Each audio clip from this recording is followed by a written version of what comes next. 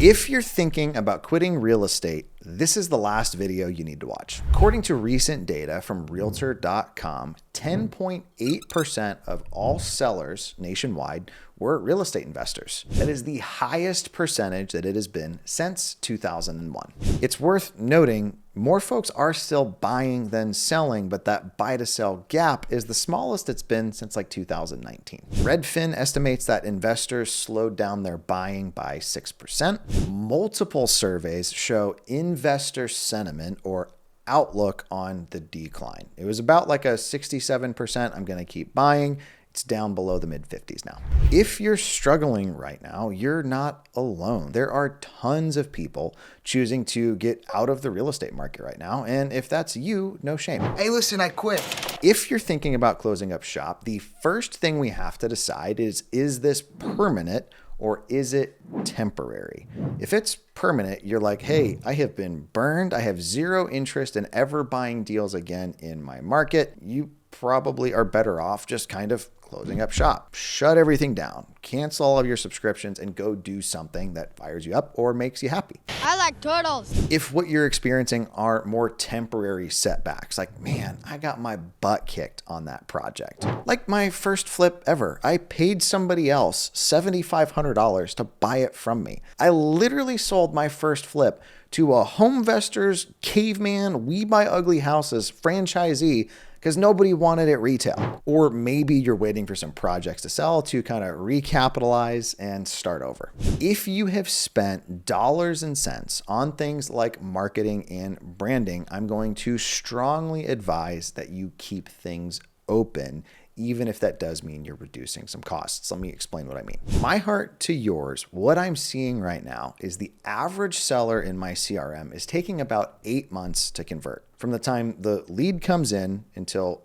we're buying the property is 8 months. So if you just did a marketing campaign back in August and you don't have a deal yet and you're thinking, well, Resimply costs me $150, I should probably cancel it. The reality is if I'm in your shoes, I'm not expecting a deal from that realistically based off my data until like February, March, April of next year. Y'all, Noah and I had a fantastic week last week. We sold 2 projects. On one, we netted after all expenses right at 44 grand. And on the second one, we netted right at about 15K. Realistically, I had a $60,000 week. Somebody that used to make 23K a year pre-tax. That is fantastic.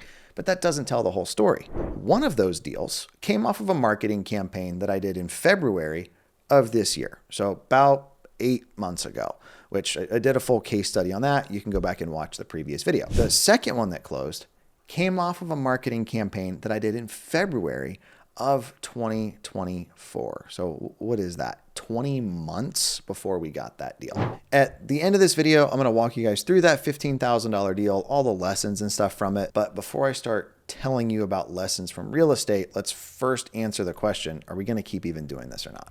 If you've invested time, effort, and money into marketing campaigns, into branding, into SEO, I'm going to encourage you to keep things up and running. One of my favorite quotes that I have found to be painfully true in business is this always takes us more time, more effort than we thought it was going to before we started. I've got a friend of mine that has a carrot site that he really hasn't done all of that much to, and it has some issues that he needed fixed, like typos and formatting and things had broken.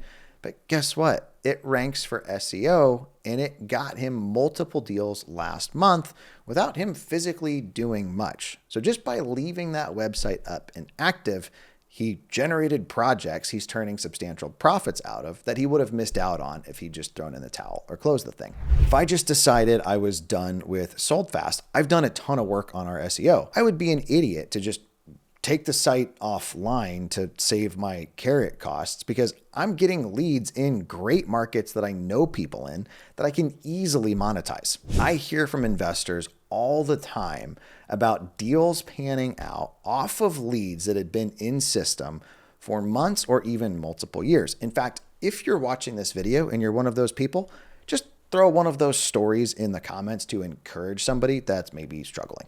If you're watching this video, I'm assuming that you're tight on cash or potentially upside down and trying to figure out, like, what do I even do? Where do we go from here? And I'm going to encourage you to focus on your relationships. Who have you done business with?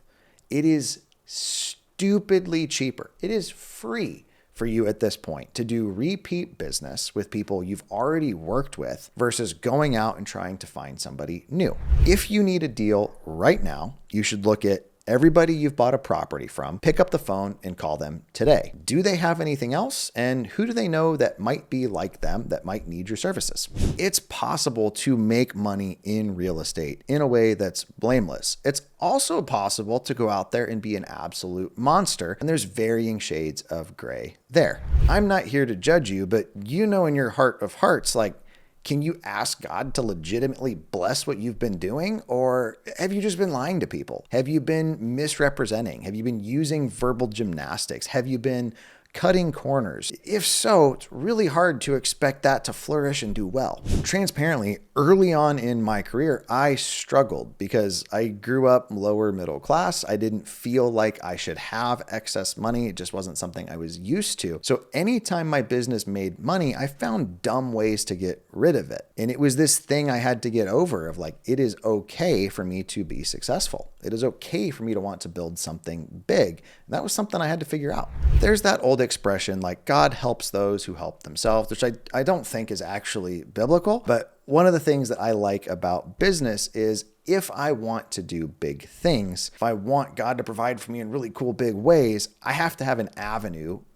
for that to be able to occur. Like, respectfully, if I'm stocking shelves at a grocery store, the likelihood that somebody's going to walk up to me and hand me a $10,000 opportunity is pretty low. Don't get me wrong, it could happen. I got a random insurance refund the other day for like $7,000 that I wasn't expecting. But for most of us, that's not going to happen unless we're in a position that those kinds of transactions occur. You might have realized you bit off more than you could chew on projects, or maybe you like aspects of this business, but not other aspects of it, or it just might not be for you. But if you have relationships you've built, if you have leads in system, you should look at, is there a pivot here that makes sense? For instance, maybe you don't like being an investor, but you actually really like the whole real estate thing. You just don't like raising capital and dealing with contractors. So maybe you're going to focus on being more of a real estate agent. Well, you have tons of leads you've already paid for. Go try to close them, Tiger. A lot of the real estate outfits or players that have quit the space, it's been this shameful, quiet, like, I don't want anybody to know, because they were so loud about the money for so long during 2020 to 2023 that they don't feel like they can tell anybody. Even if I were to just decide, hey, I'm completely getting out of this business, I believe that I owe it to everybody I've interacted with in the space to say, hey, I'm not going to be around any longer, but this is who I recommend that you use in your place. That could be a formal JV relationship where somebody else steps in, assesses what you've got, tries to monetize it, and you get a split of profits if they're able to recover anything. If you're going through it right now, I would honestly ask the question, what did I need to learn? What did I need to learn from this experience that put me here? Is it I was greedy, or I wasn't operating with integrity? Was it I was expecting this to be easy and not really showing up when willing to put in the work? Was it I was fast and loose with other people's money because it wasn't my cash? Or is it I just need to double down and go all in? So let's talk about this $15,000 net profit deal that we had closed just last week. This seller came off of a marketing campaign we did through Ballpoint back in 2024. Now, here's the cool thing. This was the second property that we bought from that seller. This was a referral deal at this point. We had zero cost per acquisition on this place, and we already turned a substantial profit on his first house. Now, transparently, I wholetailed that one, and I also wholetailed the second one. The first one, I'm glad I wholetailed it because the guy that tried to do the flip on it, it's been listed for 300 days. Now, I don't know that that was the project. It could have been his remodel or some maybe questionable interior design choices, but I'm good with my decision to buy the place, clean it out, list it, and let somebody else take the project because I'm done with it at this point. On the second one, we decided to do the same thing, which kind of brings up a mindset thing. A lot of people on wholetailing have this fear of, oh no, what if the seller sees that I listed their house on the market for more money and didn't really do all that much to it? Well, respectfully, I communicate that upfront on a recorded phone call. There's not a world in which they're surprised. We encourage them to list, offer to list it for them on the market, and let them know if they sell it for cash, we might do what we recommended they do. That's way cleaner than just listing and hoping they don't see it, right? On this particular deal, we paid $105,000 for the house. We ended up all into it for $128K. We had to do a pretty massive clean out, and then we also had the HVAC fail while we owned it. So we had some repairs that went into it, even though it was a wholesale plus capital costs. We ended up selling it on market for $152,000. Our net after repairs, holding costs, agent commissions was right at about 15 grand, plus or minus a few $100. Now, just telling you this was a referral deal should encourage you to work all of the relationships that you've already built over the years. But I also want to show you how we originally found the seller so you can replicate that too. All right, hopping into my computer here, this seller was on a PropStream list of absentee owners who own 3 properties or less, and it's an individual. So we're focusing on the mom and pop folks that don't have a ton of places versus, your big corporate investor with 500 doors. I'm going to show you super quick how to pull this, as well as something you should do with every single seller at closing. So if we hop in here in the top, and I'm just going to, for the sake of this example, punch in Indianapolis, hit go on that. Going to then go to filter, property type, residential. This was a list of single family properties. Going to go to valuation and equity, do a 35 to 100% range. That way they have equity. They can afford to sell the property at a discount, assuming that it needs some work. We're going to go up to owner information, going to do individual. We're going to do not owner occupied. Number of properties owned, we're going to do a max of 3. Indianapolis is a pretty large market. I think there's like 1 million people there, something like 400,000 households. There's about 9,000 of these that I would want to send out. Pro tip, if I was going to just export this list out, I'd also remove duplicates so I'm not sending one guy 2 or 3 pieces of mail. So the thing you would be dumb not to do with every seller you've worked with up to this point or moving forward is to click on their property in PropStream, go over to the linked properties and see what else they own. So when we're at the title company, it's what else can we do together with this relationship? Hey, I know you also own 123 Main Street. What were your plans with that property? Oh, you were going to sell it up and fix that one? Great.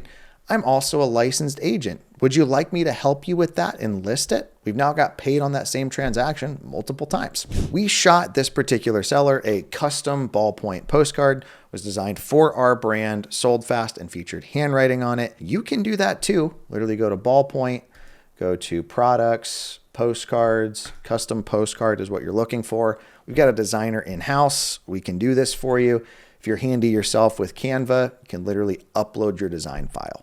You can now send anything you want from ballpoint and add handwriting to it. One of my greatest gripes with people in real estate is they act like they are the person's hero. They treat the person like a property, not like a human being. If you're going through it, you have got to protect your mindset and your headspace. The interesting thing with both of these deals was that one took about 8 months. The other took about 20 months to convert. If you're not consistent in your marketing, if I'd only done that one campaign, you're probably going to get bored. You're probably going to throw in the towel. I'm reading a book right now that Trevor Mock, the founder of Carrot, who I look up to, recommended to me called Living Fearless. One of the things that that book talks about is being careful of what you believe or what stories you tell yourself or how you view situations. I'm going to share some personal faith stuff with you. Might preach a little bit, so bear with me. In the book, he talks about the story in Numbers 13, where effectively the Israelites are wanting to make it to the promised land. They've been wandering in the desert. So a group of spies are sent to effectively check out the land. One of them is a man named Caleb. So we have at the end of 40 days, they returned from spying, and they basically came to everybody, brought back with them all kinds of fruit of the land, told them, we went there, it flows with milk and honey, this is the fruit. However, the people that live there are strong. Effectively, this isn't necessarily going to be easy. But Caleb, one of the men who was on the journey, kind of quiets the crowd and says, let's go up at once and occupy it. We're able to overcome it. But the folks that had also gone with him said to everybody, we can't go up against these people. They're stronger than we are. They talk about them being tall, descendants of giants.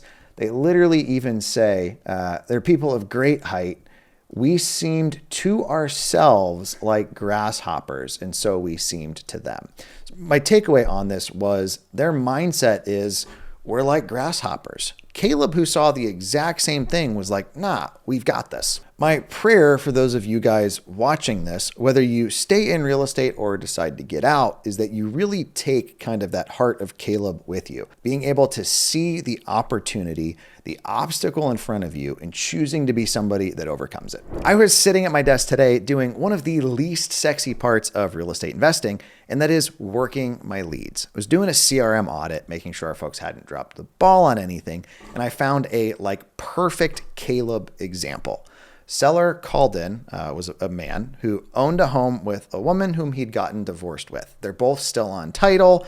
They are not talking. It's like, I can sell it if I can get her to agree. He mentions, and it's an expensive house. He has high expectations, but then also mentions the air conditioning doesn't work. It needs a new roof, and the property needs quite a bit done to it. I've done so many deals at this point that I'm like a bloodhound. This is an opportunity. My employee, though, who took the call, literally noted down likely needs to go retail and had kind of dropped the ball on the follow-up. Your success or failure in this space really does come down to your mindset. We had a fantastic week. $60,000 in net back to us profit, got another deal we've raised the money on, we're already headed to closing on. But realistically, there was a number of times we could have thrown in the towel here. I've been at this now for 10 years and I've had my ups and I've had my downs. Nothing I'm sharing here is from a place of I've got it all figured out. I've had moments where my attitude and arrogance has probably been annoying and I'm God's gift to real estate. And I've had other moments of I'm upside down. I'm out of capital. What am I going to do? So if you're going through it, I feel for you. I'm here for you. I'm happy to even give you advice in the comments if you're feeling bold. If this is your first impression of me, hopefully you found it interesting. If you haven't already, be sure to like and subscribe. I'll talk to y'all next time.